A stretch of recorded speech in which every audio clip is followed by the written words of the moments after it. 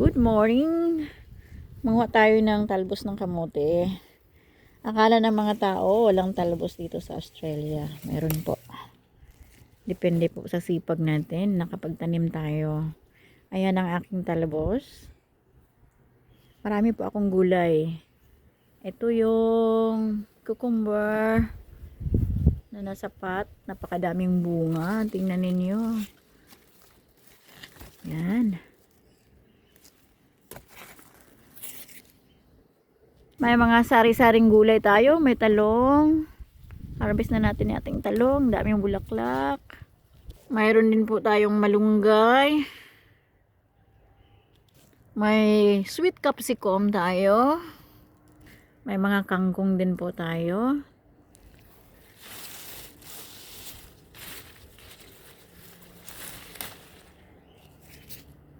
Mayroong bagyo beans.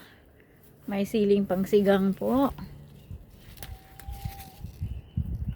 May puno din ako ng bayabas. Daming bunga. At isang pangalawang tab ng aking kangkong. Ito naman ay sibuyas. Another tab ng cucumber. Napakadami pong bunga niya.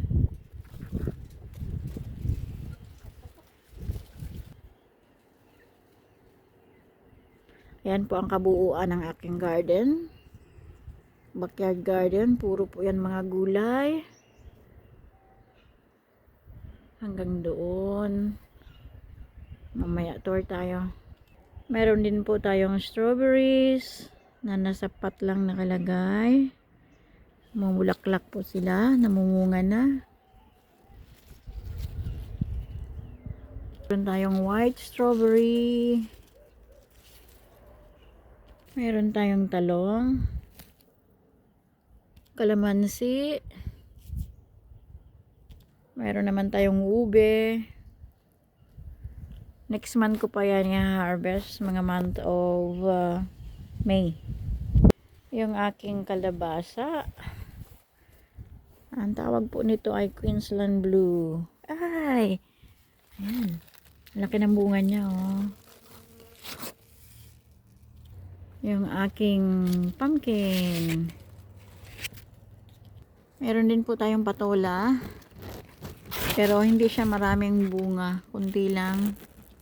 May sayote din tayo. At itong isang tab ng bagyo beans. Namumulaklak na po sila.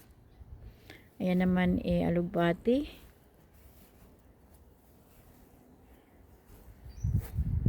Ito naman ay mulberry. Ito, mga tanim kong mga beetroot. Inaluan ko ng bawang. Dati mga begonia ang nakatanim dito. Mayroon din tayong dragon fruit. May tangla din po tayo. At mayroon akong papaya na dwarf papaya. Nasa malaking pot. Sana huwag siyang abutan ng maaabutan pa ito ng winter eh. Manguha tayo ng talbos. Masarap ito, salad.